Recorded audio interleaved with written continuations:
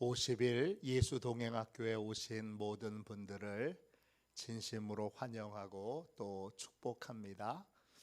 우리 다 함께 사도신경을 고백하겠습니다.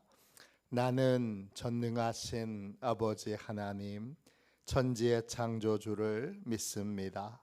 나는 그의 유일하신 아들 우리 주 예수 그리스도를 믿습니다.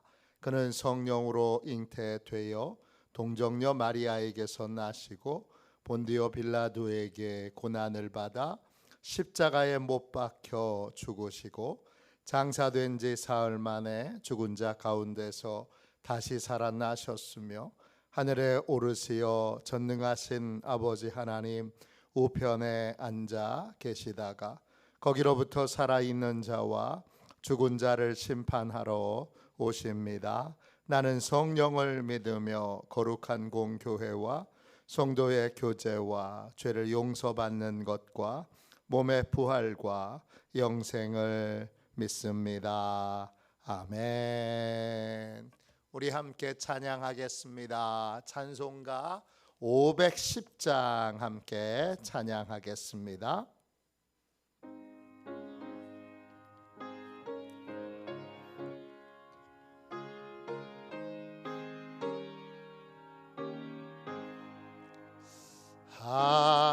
하나님의 진리 등대 길이 길이 빛나니 우리들도 등대되어 주의 사랑 비추세.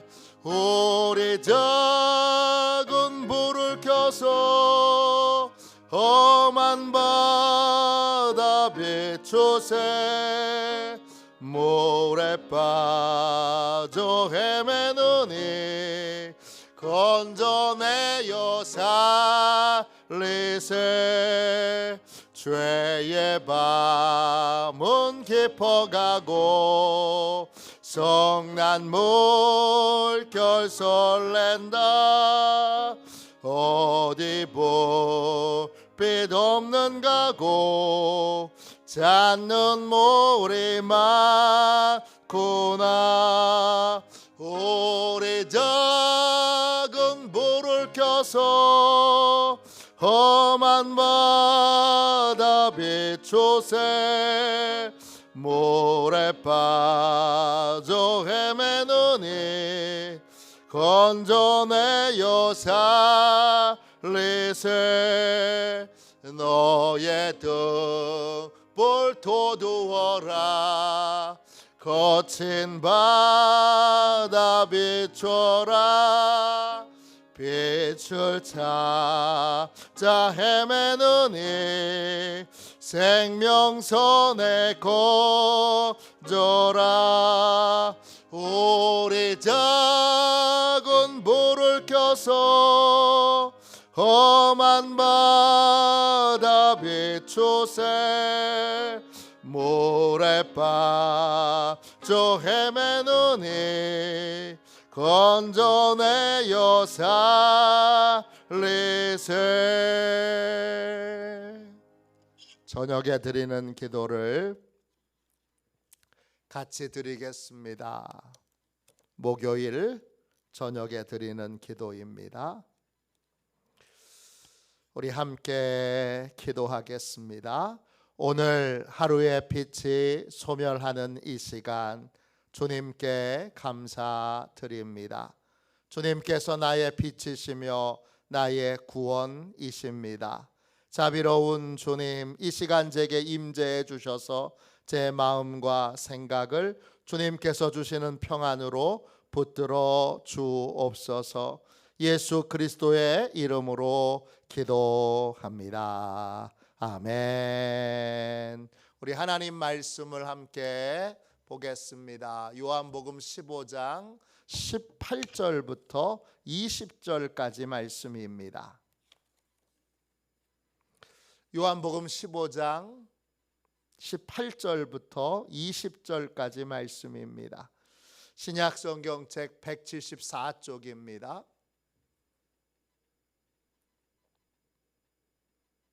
우리 귀한 말씀을 같은 목소리로 함께 읽겠습니다. 요한복음 15장 18절부터 20절까지 말씀입니다. 우리 한 목소리로 같이 읽겠습니다. 세상이 너희를 미워하면 너희보다 먼저 나를 미워한 줄을 알라. 너희가 세상에 속하였으면 세상이 자기의 것을 사랑할 것이나 너희는 세상에 속한 자가 아니요 도리어 내가 너희를 세상에서 택하였기 때문에 세상이 너희를 미워하느니라. 내가 너희에게 종이 주인보다 더 크지 못하다 한 말을 기억하라. 사람들이 나를 박해하였은즉 너희도 박해할 것이요 내 말을 지켰은즉 너희 말도 지킬 것이라. 아멘. 주님의 말씀입니다.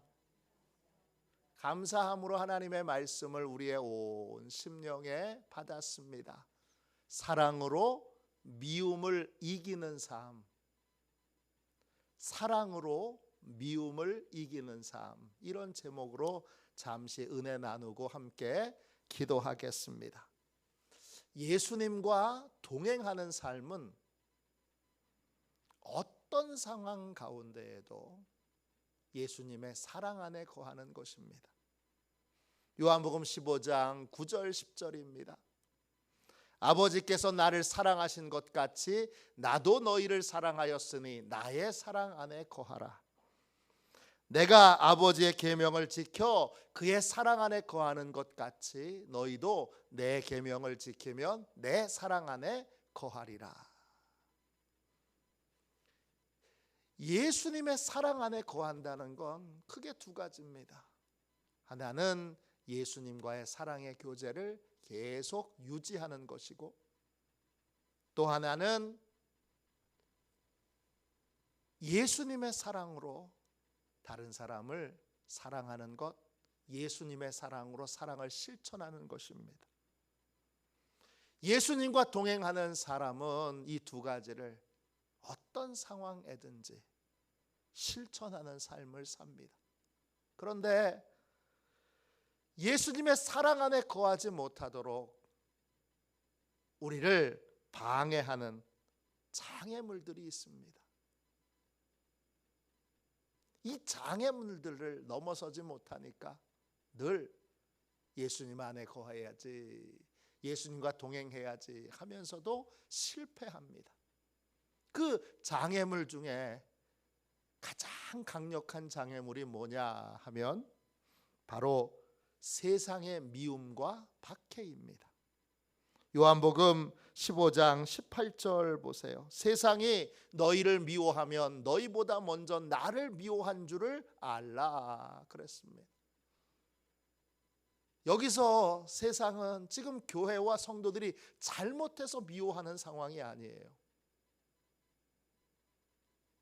잘못하지 않았고 도리어 사랑을 베풀었어요. 희생으로 사랑했어요. 사랑을 받고서도, 도움을 받고서도 도움을 받으면 고마워할 줄 알았는데, 도움을 받으면 그러면 이제는 환영할 줄 알았는데 아니에요. 사랑으로 도와줬는데, 희생으로 도와줬는데 교회와 성도들을 세상이 미워하고 있는 거예요. 도와줘도 미워하는 거예요. 사랑을 베풀어도 미워하는 거예요. 미워한다 헬라말로 미세오입니다. 뜻은 미워하다, 혐오하다, 하찮게 여기다, 이런 뜻이에요. 우리는 이제 사랑을 이렇게 많이 베풀었으니까 이제 날 좋아하고 날 환영하겠지 이렇게 기대하는데 그 기대를 다 꺾게 만드는 일들이 생겨요. 사랑을 베풀어도 교회와 성도들을 혐오하고, 그리고 교회와 성도들이 희생해서 베푼 사랑을 하찮게 여겨요. 왜 미워할까요? 교회와 성도들이 세상에 속해 있지 않기 때문입니다. 요한복음 15장 19절입니다. 너희가 세상에 속하였으면 세상이 자기의 것을 사랑할 것이나 너희는 세상에 속한 자가 아니요 도리어 내가 너희를 세상에서 택하였기 때문에 세상이 너희를 미워하느니라 그랬습니다. 같은 편이면 미워하지 않을 텐데 교회와 성도들은 주님이 세상에서 택하여 건져내신 자들이에요. 이젠 세상에 속해 있지 않고 주님께 속해 있어요. 주님께 속해 있는 자들이 행하는 사랑을 세상은 이해를 못해요. 세상은 이익을 따라 움직이게 되어 있어요. 이익이 아니면 어떤 행위도 하지 않아요. 이익이 생겨야 움직이는데 교회와 세상이 본인에겐 이익이 하나도 돌아오지 않는, 이익이 없는 자기 희생, 이익이 없는 사랑 실천을 하니까 세상이 도저히 이해를 못하는 겁니다. 그래서 세상은 교회와 성도들이 베푼 사랑을 뭐라고 생각하느냐? 고도의 사기 행위라고 생각하는 겁니다. 분명히 뭘 속이고 뭔 큰 이득을 취하려고 드는 걸 거야. 그렇게 생각하는 겁니다. 그래서 교회와 성도들이 베푼 사랑을 미워하고 혐오하고 하찮게 여기는 것입니다. 사랑을 실천하는 교회와 성도들을 미워할 뿐만 아니라 더 나아가서 박해도 합니다. 여러분 20절 말씀 보세요. 요한복음 15장 20절입니다. 내가 너희에게 종이 주인보다 더 크지 못하다 한 말을 기억하라. 사람들이 나를 박해하였은즉 너희도 박해할 것이요 내 말을 지켰은즉 너희 말도 지킬 것이라. 세상은 교회가 사랑을 실천해도 희생해서 도와줘도 힘이 있으면 교회와 성도들을 박해합니다. 박해한다 이 말이 헬라 말로 디오코입니다.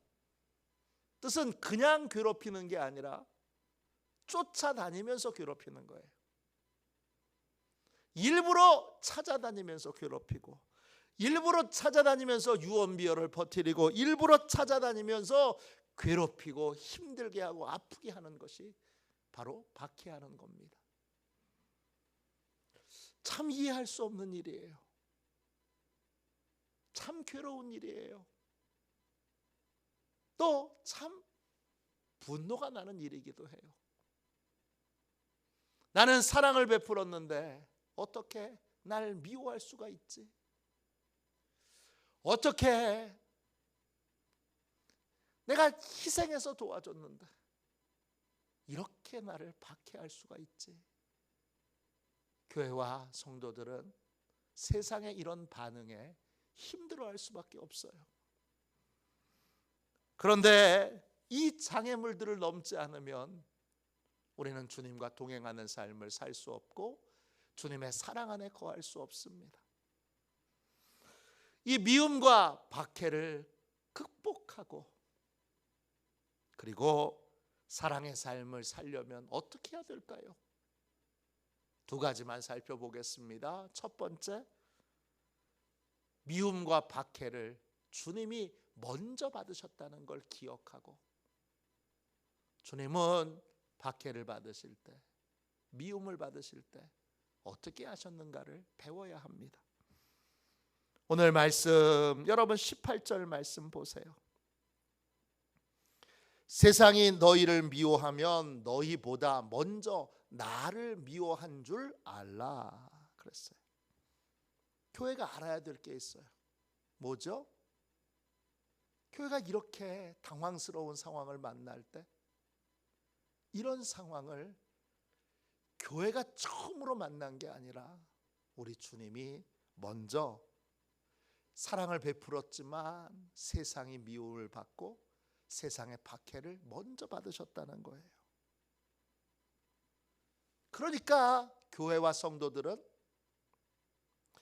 미움을 받고 박해를 받을 때 세상을 바라보지 말고 그때도 주님을 바라봐야 합니다. 교회와 성도의 위기는 세상의 박해와 미움이 아니에요. 세상의 박해와 미움은 우리가 하나님의 신령한 능력만 가지고 있으면, 천국의 열매를 맺을 수 있는 힘만 가지고 있으면 얼마든지 이길 수 있어요. 로마가 그렇게 교회를 받게 했는데 결국은 교회가 로마를 이겼잖아요. 어떤 것도 이길 수 있어요. 그러니까 세상의 미움과 박해는 교회의 위기가 아니에요. 그럼 교회의 위기는 뭐죠? 교회의 위기는 이 미움과 박해를 받을 때 주님의 방법이 아닌 세상의 방법대로 문제를 해결하려고 들 때, 그때가 교회의 위기인 거예요. 왜 위기죠? 그러면 세상의 방법을 따라가면 그러면 주님과 동행하는 삶이 중단되기 때문이에요. 주님으로부터 어떤 은혜도 어떤 능력도 이제는 더 이상 공급받지 못하게 된다는 거예요. 그러니까 교회의 진짜 위기는 세상의 미움이 아니에요. 세상의 박해가 아니에요. 그 세상의 박해와 미움을 핑계로 주님의 방법 이제 그만 따르겠어, 사랑 안에 거하는 거 그만하겠어, 이젠 다시 세상 방법으로 문제를 해결해야지, 저것들 본때를 보여줘야 돼. 그렇게 하는 순간 교회는 하나님의 능력을 잃어버리게 되는 거예요. 그렇게 되지 않도록 교회는 미움을 받을 때, 박해를 받을 때 얼마나 당황스러워요. 그때에도 주님에게서 시선을 놓치지 말아야 합니다. 주님을 끝까지 바라보며 주님이 세상의 미움과 박해에 대해서 어떻게 반응하셨는가, 어떻게 세상의 미움과 박해를 해결하셨는가, 주님의 방법을 배워야 합니다. 주님의 방법은 뭐지요? 주님의 방법은 하나예요. 누가복음 23장 34절이에요. 예수께서 이르시되 아버지 저들을 사하여 주옵소서, 자기들이 하는 것을 알지 못함이니이다 하시더라. 주님은 세상 사람들을 위하여 그들의 죄를 대신해서 십자가를 지셨어요. 근데 그 죄인들이, 용서받아야 될 죄인들이 십자가에 매달려 계신 주님을 희롱하고 욕하고 멸시합니다. 그때 주님이 그들을 향하여 저주를 선포하지 않으시고 용서를 선포하십니다. 세상 사람들을 사랑하되 끝까지 사랑하신 것입니다. 주님과 동행하는 사람도 세상이 미워하고 박해를 하더라도 끝까지 주님이 걸어가신 길을 함께 걸어가야 합니다. 주님이 끝까지 사랑의 길, 용서의 길을 걸어가셨기에 우리도 시선을 주님께 고정하고 끝까지 주님만 바라보고, 그리고 주님이 걸어가신 그 길을 함께 걸어가야 합니다. 그럴 때 여러분, 교회는 하늘의 능력을 갖고, 그리고 세상을 뒤집어 놓을 수 있는 그러한 신령한 권세를 갖고 그렇게 하나님의 도구로, 하나님의 통로로 쓰임받을 수 있게 됩니다. 미국의 소설가 너서네얼 호손, 전에는 나다니엘 호손 이렇게 읽었는데 요즘은 발음 그대로를 쓰도록 해서 요즘은 너세니얼 호손 이렇게 부릅니다. 이 미국의 소설가가 1850년에 단편 소설을 하나 씁니다. 소설의 제목이 큰 바위 얼굴이에요. 주인공은 어니스트인데 그 어니스트 동네에는 얼굴 모양을 한 큰 바위가 있었어요. 어머니가 그 바위에 내려오는 전설을 알려주는데 그 바위산의 얼굴과 똑같은 사람이 위대한 인물로 나타나서 이 마을의 여러 문제들을 해결할 거라는 거예요. 그래서 이 어니스트는 이 어머니의 말씀을 굳게 믿고 어렸을 때 또 청년 때, 장년 때, 그리고 노년에 이를 때까지 평생 큰 바위 얼굴을 닮은 사람이 나타나기를 기다렸습니다. 평생 큰 바위 얼굴과 비슷한 4명을 만나게 되는데 한 사람은 부자였고 한 사람은 장군이었고 또 한 사람은 정치가였고 또 한 사람은 시인이었습니다. 그런데 얼굴은 다 큰 바위 얼굴과 비슷했는데 실제로는 기대했던 위대한 사람이 아니었어요. 노인이 된 어니스트는 목수일을 그만두고 복음을 전하는 설교자가 됩니다. 이제 어니스트가 마지막 설교를 하게 됐는데 설교를 들으러 온 사람들이 어니스트의 얼굴을 보고 이렇게 말합니다. 어니스트야말로 큰 바위 얼굴과 똑같은 얼굴을 하고 있다고 그렇게 말합니다. 이렇게 외칩니다. 여러분 보세요. 어니스트 씨야말로 저 바위 얼굴이랑 너무나 비슷하지 않은가요? 그런데 이 어니스트는 큰 바위 얼굴과 닮은 자신보다 훨씬 더 훌륭한 사람이 나와야 한다고, 자신이 아니라 자신보다 훨씬 더 훌륭한 사람이 큰 바위 얼굴을 닮은 사람이라고 그렇게 말하고 설교단에서 내려옵니다. 이 소설은 우리가 무엇을 바라보느냐, 이것이 얼마나 중요한지를 알려줍니다. 우리가 바라보는 걸 담게 되어 있습니다. 예수님과 동행하는 사람은 세상의 미움과 박해를 받는 순간에도 다른 곳을 바라보지 않고 주님을 바라봅니다. 그러니까 주님을 닮아가게 됩니다. 그래서 세상의 미움과 박해 가운데에도 주님을 바라보니까 주님과 동행하는 삶을 끝까지 살아가게 되고, 그리고 하늘의 권세와 하늘의 능력을 가진 천국의 열매를 맺는 특별한 교회로, 특별한 성도로 삶을 살아갈 수 있는 것입니다. 두 번째, 미움과 박해를 극복하고 계속 사랑의 삶을 살려면 어떻게 해야 될까요? 두 번째, 어떤 순간에도 주님의 방법을 따르기로 결단해야 합니다.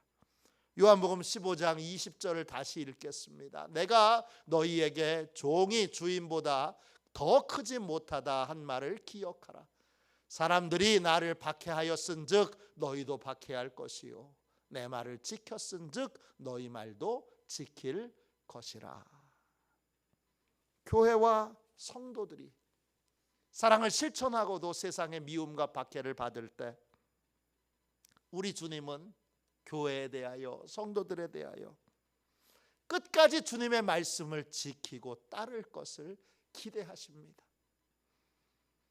그때 주님의 말씀이 뭐예요? 주님의 계명이지요. 그 계명은 딱 하나예요. 요한복음 15장 12절이죠. 내 계명은 곧 내가 너희를 사랑한 것 같이 너희도 서로 사랑하라 하는 이것이니라. 미움의 상황에도 박해의 상황에도 주님과 동행하는 사람은 주님이 명령하신 한 가지 명령을 기억합니다. 그건 주님처럼 미워하는 세상을 주님처럼 박해하는 세상을 사랑하는 것입니다.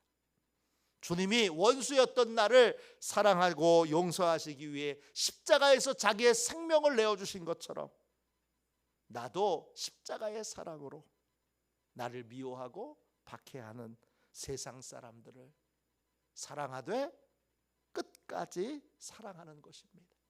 끝까지 사랑의 계명을 붙들고 사랑의 계명을 따르는 삶을 사는 것입니다. 미국의 루이스 실비에 잠페리니라고 하는 분이 계세요. 이분이 육상 선수인데 19살 때 세계 신기록을 달성했어요. 그리고 1936년도 베를린 올림픽에 육상 대표로 참여합니다. 그리고 올림픽이 끝난 다음에는 2차 세계대전에 참전하여 공군 전투기 조종사가 됩니다. 그러다가 태평양에서 전투하다가 비행기가 추락합니다. 그리고 47일간 표류하다가 한 섬에 도착하게 되는데 불행하게도 그 섬이 일본군이 점령한 섬이었습니다. 일본군은 이 잠페리니가 유명한 육상 선수라는 걸 알고 선전 방송에 이용하고자 선전 방송의 녹음에 참여하면 편안하게 해주겠다고 유혹합니다. 잠페리니는 일본군의 요구를 단호하게 거절합니다. 그 결과 그는 850일 동안 매일 가혹한 구타와 고문과 모욕과 살해 협박을 받습니다. 그런데 그 모진 고문을 이겨내고 견뎌내고 전쟁이 끝나곤 1945년에 고향으로 돌아옵니다. 고향에서 그는 올림픽 영웅이고 전쟁 영웅으로 많은 사람들에게 추앙을 받습니다. 그런데 그 포로 기간에 겪었던 고문의 후유증으로 그는 정상적인 생활을 못하고 늘 술을 가까이 하는 알코올 중독의 상태에 놓여 있게 됩니다. 그러다가 이렇게 살면 안 되겠다 싶어서 LA에서 열린 빌리 그레이엄 전도 집회에 참여해서 예수님을 인격적으로 만나게 됩니다. 그리고 그 후에 주님의 사랑으로 자신을 내내 수렁에 빠뜨렸던 증오심, 복수심에서 벗어나게 됩니다. 그는 그의 자서전에서 이렇게 고백합니다. 증오는 자신을 파괴한다. 만일 당신이 누군가를 증오하면 그 증오는 당신 자신을 다치게 한다. 용서는 인생에서 가장 힘든 일이지만 그 용서가 바로 치유다. 진짜 치유는 용서다. 그는 예수님을 만난 이후 직접 일본을 찾아가서 자신을 악랄하게 고문했던 일본 간사들을 찾아가 화해를 청합니다. 그리고 예수님의 사랑을 그들에게 전합니다. 그리고 그들을 예수님의 사랑으로 용서합니다. 그는 97세가 될 때까지 그리스도의 사랑을 전하고 또 복음을 전하는, 용서를 전하는 삶을 살다가 2014년도에 하나님의 부름을 받습니다. 주님과 끝까지 동행하는 삶, 그 길은 하나입니다. 주님이 명령하신 유일한 계명, 내가 너희를 사랑한 것 같이 너희도 서로 사랑하라 하는 이 사랑의 계명을 끝까지 따르고 끝까지 실천하는 것입니다. 미움과 박해를 핑계 삼아 다른 길을 걸어가서는 안 됩니다. 끝까지 주님의 계명을 따르는 삶을 살아야 합니다. 주님과 동행하는 삶에는 예상 외로 많은 장애물들이 있습니다. 그 장애물들을 극복하고 넘어서지 않으면 우리는 주님과 동행하는 삶을 살 수 없고 열심히 땅의 열매는 거둘 수 있어도 천국의 열매, 하늘의 열매, 하나님의 권세와 능력을 나타내고 체험하는 그러한 삶은 살 수 없습니다. 사랑을 베풀었을 때 반드시 나를 환영할 것이다. 희생해서 도와줬을 때 반드시 고마워할 것이다. 주님은 그렇게 예상하지 말라고 말씀하십니다.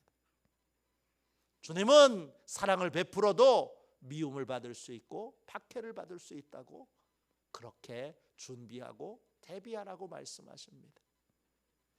그럴 때마다 미움과 박해를 받는 상황에서도 우리가 해야 될 건 먼저 박해를 받으신 주님을 바라보는 것입니다.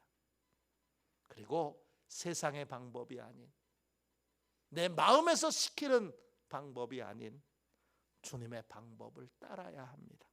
그 방법은 주님의 계명을 따르는 것입니다.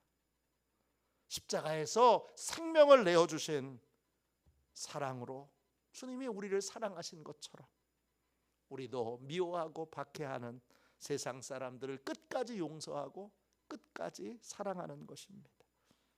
억울하게 미움을 받을 때도, 그리고 박해를 억울하게 당할 때도 예수님과 동행하는 사람은 끝까지 사랑의 길을 가고 끝까지 사랑의 계명을 따르는 삶을 삽니다. 왜 그래야 되죠? 그게 세상을 이기는 길이니까.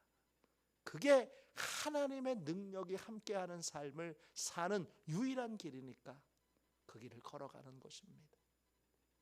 모든 박해의 상황에서, 모든 미움의 상황에서 먼저 미움을 받으신, 먼저 박해를 당하신 주님을 바라보며 주님의 방법을 따르는, 주님의 해결책을 쫓는 저와 여러분이 되시기를 주님의 이름으로 축원합니다. 기도하겠습니다. 가슴에 손을 얹고 기도합시다. 자비로우신 하나님, 진심으로 사랑하는 삶에도 미움을 받을 수 있고 박해도 받을 수 있음을 깨우쳐 주셔서 감사합니다. 진실로 사랑했음에도 미움과 박해를 받을 때 먼저 미움과 박해를 받으신 주님을 기억하게 하여 주시고 주님을 바라보게 하여 주시고 주님께 배우게 하여 주옵소서. 주님이 나를 사랑하신 것처럼 나를 미워하는 자들도, 모함하는 자들도, 박해하는 자들도 주님의 사랑으로 끝까지 사랑하고 끝까지 용서할 수 있는 힘을 공급하여 주시고 끝까지 사랑의 길이 결국 승리의 길이고 주님과 동행하는 삶을 살 때에만 하늘의 신령한 능력이 임하는, 하늘의 신령한 권세가 있는 승리의 길을 걸어갈 수 있음을 깨닫고 주님처럼 끝까지 사랑의 길로만 걸어가게 하여 주옵소서. 예수님의 이름으로 간절히 기도하옵나이다. 아멘. 주기도문 하겠습니다. 하늘에 계신 우리 아버지, 아버지의 이름을 거룩하게 하시며 아버지의 나라가 오게 하시며 아버지의 뜻이 하늘에서와 같이 땅에서도 이루어지게 하소서. 오늘 우리에게 일용할 양식을 주시고 우리가 우리에게 잘못한 사람을 용서하여 준 것 같이 우리 죄를 용서하여 주시고 우리를 시험에 빠지지 않게 하시고 악에서 구하소서. 나라와 권능과 영광이 영원히 아버지의 것입니다. 아멘. 우리도 손 들고 함께 오늘 말씀을 붙들고 주님 3번 부르짖어 간절히 기도하겠습니다. 기도합니다. 주여, 주여.